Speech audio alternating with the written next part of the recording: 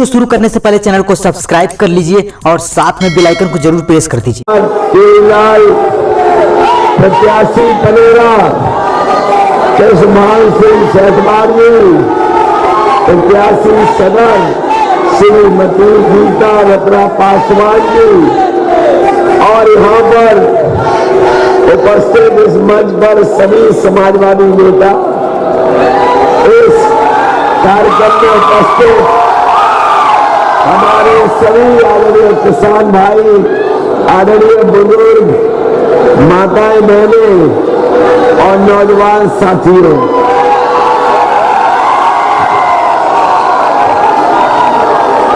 मैं सबसे पहले आप सबका बहुत बहुत धन्यवाद और आभार व्यक्त करना चाहता हूं।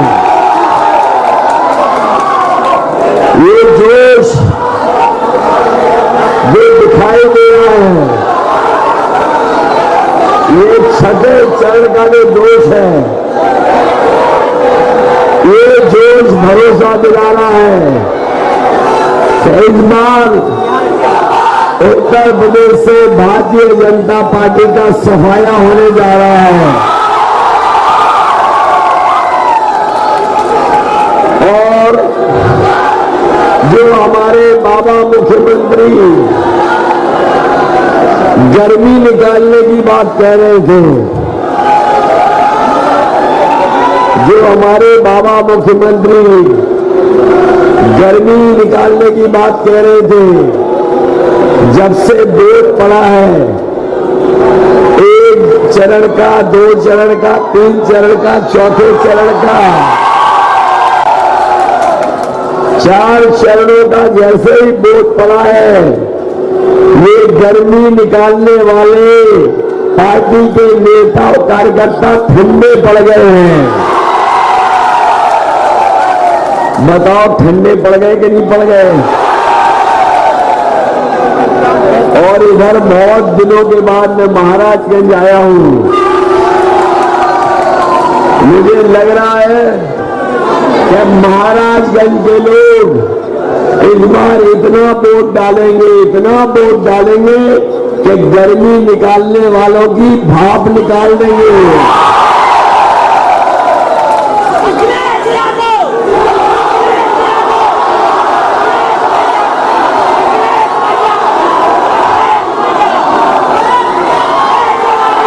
इसलिए कुछ बातें मैं याद दिलाना चाहती हूँ। परेशानी दी हो, संकट में डाला हो, और दवाई से लेकर के इलाज का जो इंतजाम नहीं है। याद है जब लॉकडाउन लगा था, मजदूर पैदल पैदल अपने घर पहुंचे थे। लोगों को जब जरूरत थी सरकार की, सरकार ने मदद दी थी। जो मजदूर महाराष्ट्र में थे, गुजरात में थे, पंजाब में, हरियाणा में, अपना सब सामान लेकर के चल दिए। जो बच्चे बड़े थे वो पैदल चल करके आए, और कई छोटे बच्चों को माँ बाप अपने कंधे में लेकर के आए। इस सरकार ने जब जनता को सबसे ज्यादा सरकार की जरूरत थी, उस समय जनता को और मजदूरों को अनाज छोड़ने का काम किया था। ये वही मुख्यमंत्री हैं।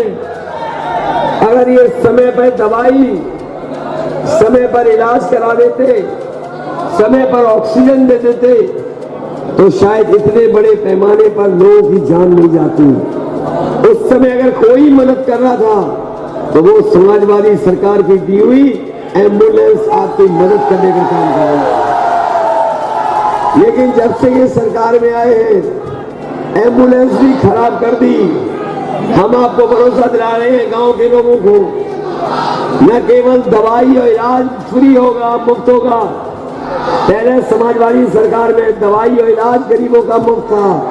इस बार सरकार बनेगी तो एम्बुलेंस भी दुगनी कर करके अपनी गरीबों की मदद करने का काम करेंगे। ये जो पुलिस के लिए 100 नंबर दी थी, जब से 100 नंबर 112 किया है, पुलिस को भी हमारा कवाला कर दिया, बर्बाद कर दी, पुलिस के नहीं कर दी। और इसलिए 100 नंबर दिया था, जिससे कि हमारे गरीब को थाने न जाना पड़े, अगर कहीं तकलीफ है, परेशानी है, तो फोन मिलाए और पुलिस उसकी मदद के लिए उसके गांव में पहुंच जाए। लेकिन इन्होंने नंबर बदल के इस पुलिस का भी कबाड़ा कर दिया। इसलिए कानून व्यवस्था को बेहतर करने के लिए अगर 100 नंबर की गाड़ियों को बढ़ाना पड़ेगा तो 100 नंबर की गाड़ी बढ़ाने का काम करेंगे। इधर ये सरकार कह रही है कि बहुत राशन दे रहे हैं हम, लेकिन याद करो हमारे गरीब भाई बहनों माताओं, ये राशन पहले नवंबर तक था, फिर इन्हें पता लग गया कि चुनाव मार्च में है, तो उन्होंने नवंबर का राशन मार्च तक कर दिया है। हम इनसे जानना चाहते हैं कि अब मार्च के बाद गरीब के घर पर और ये काले कानून लागू हो जाते तो हमारे किसान अपनी आने वाली पीढ़ी को भी खेती न दे पाते, खेती न दे पाते। इसलिए मैं कहना चाहता हूं कि बीजेपी के नेताओं के आपने भाषण सुने होंगे, इधर वो ABCD बहुत सिखा रहे हैं। कभी कहते A के मतलब ये है, B का मतलब ये है, C का मतलब ये है, N का मतलब ये है, Z का मतलब ये है। जो अंग्रेजी सिखा रहे हैं उन्हें हम हिंदी सिखाना चाहते हैं।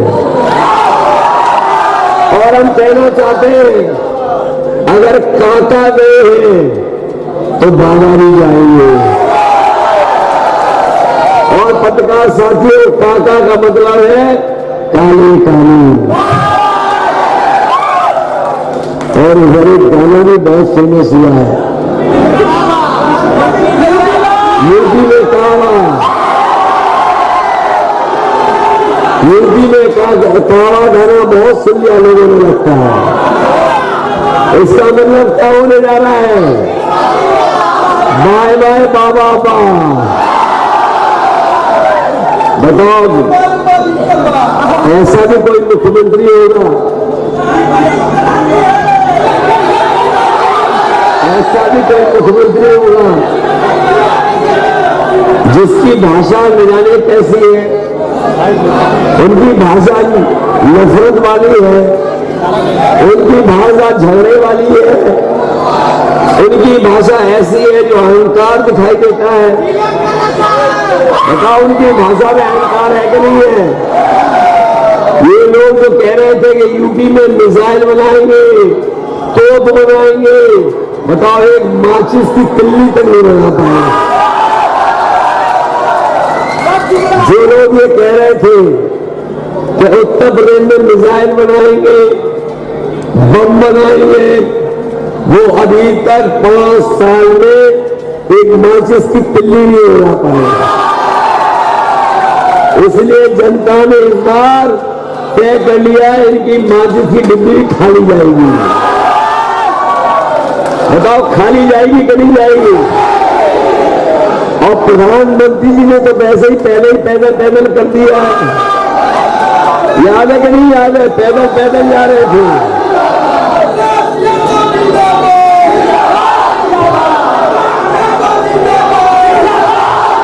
जिन्होंने 5 साल हमारे किसानों को दुख तकलीफ